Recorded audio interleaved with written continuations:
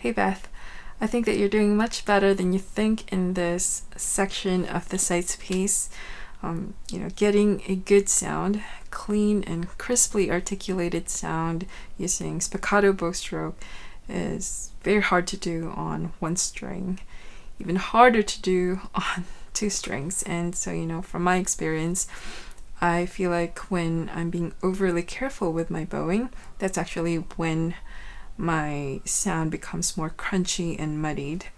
So not very pleasant to the ear, which is why I highly recommend getting one of these things. It's an earpiece, and it filters through the excess noise that I'm making on the violin, but it still allows me to hear the pitches that I'm playing. But I can see in your video that you're using a mute on your violin. I personally don't have very much experience with practicing with a mute because I've never used one on my violin before.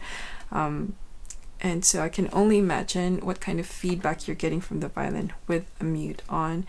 And so I highly encourage you to practice without a mute as much as you can, especially with spiccato notes, because I feel like you really need to have the right kind of feedback from your violin, the sound that you're producing, and really listen to the way that your technique is affecting your sound.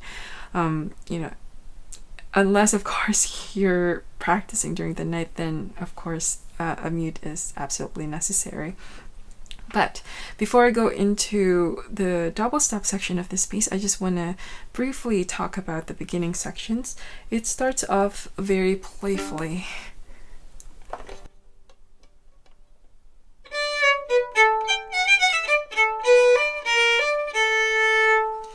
And then, towards the end of the first page, it goes into this somber type of mood.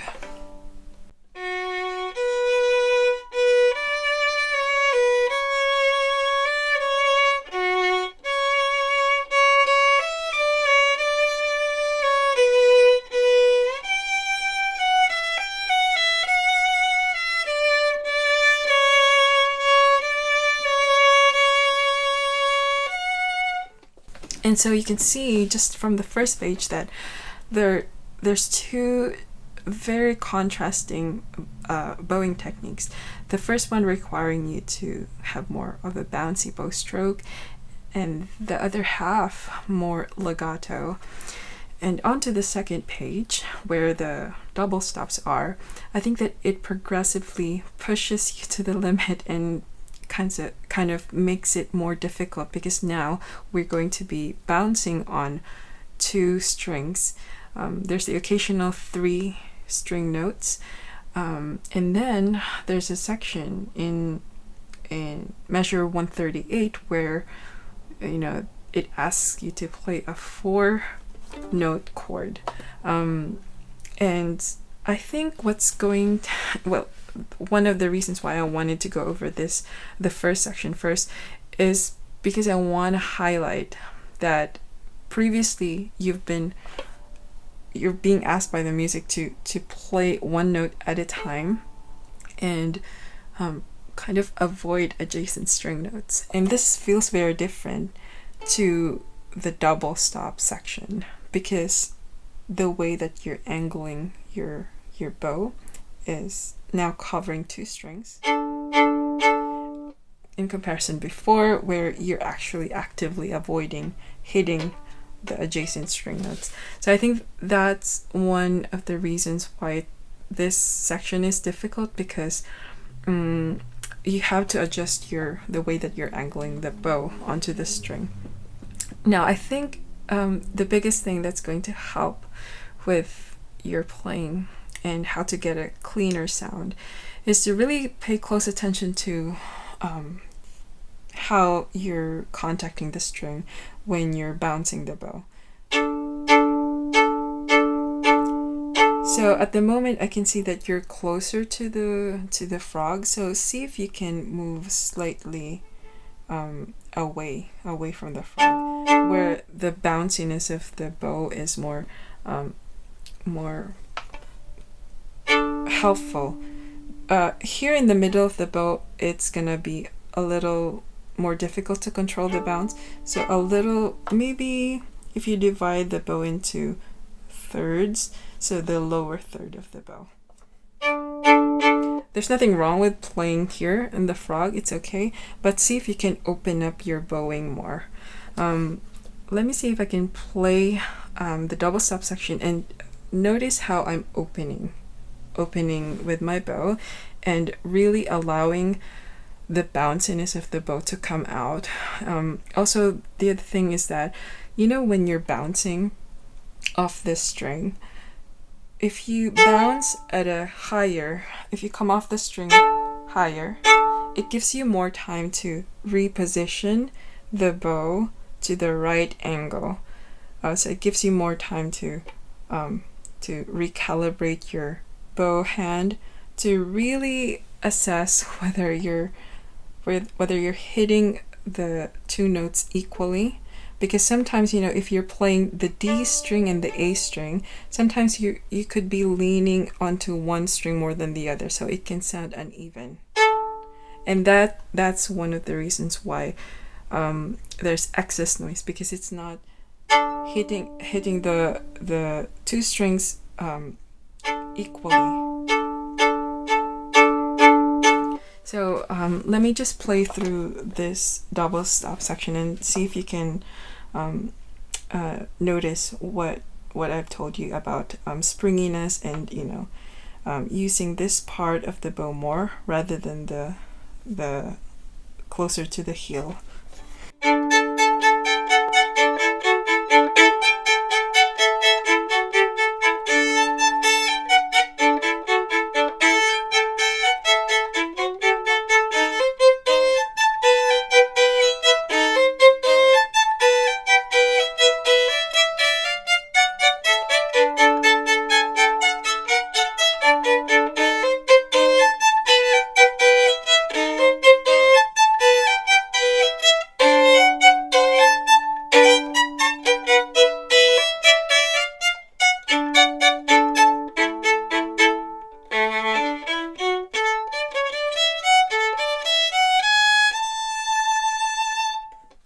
So I think the main thing here, Beth, is to allow the bow to bounce.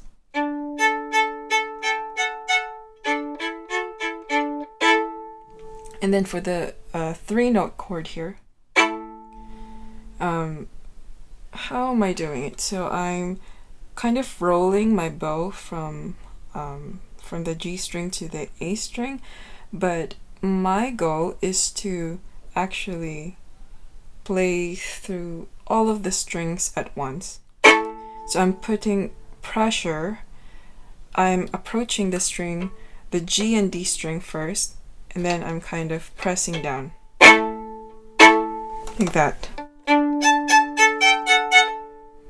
Sorry. Like that. Because it has to be very fast so that I can get to the G quickly.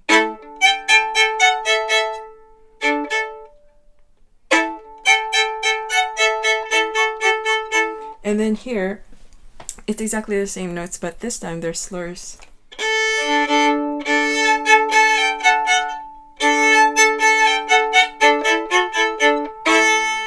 This one, because it's repeated and this time it has a slur, now I'm rolling it more and I'm holding the A. Like that.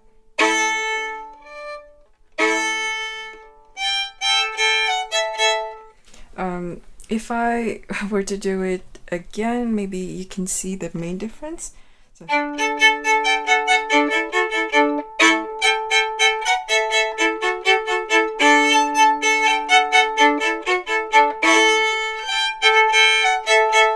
I'm the second time around that I do this this chord, A, E, and A. It's more of a rolling motion, and I'm holding the A.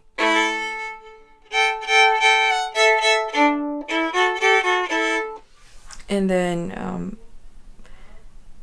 for the section where you're playing a 4-note chord,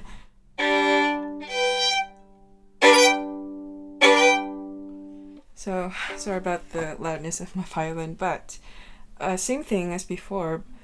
This time I'm breaking it into two parts, so G and D, and then A and E strings. But I'm doing it in such a way that it sounds like I'm almost strumming it together, not breaking it very obviously like that.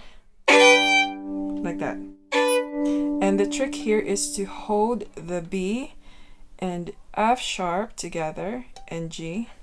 Don't let go, because you're gonna come back to it anyway. So you're just holding the F sharp, the B, and the G like this.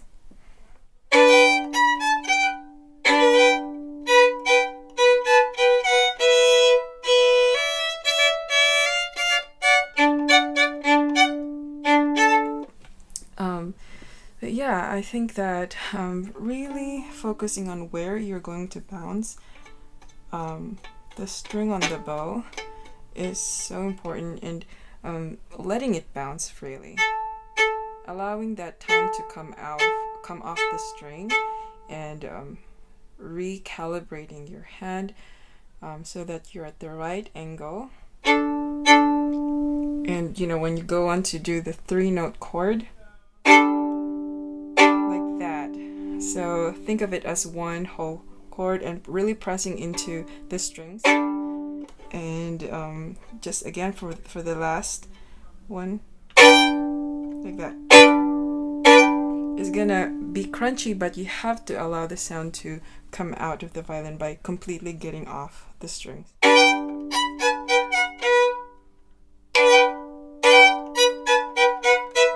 Like that. So I hope this makes sense.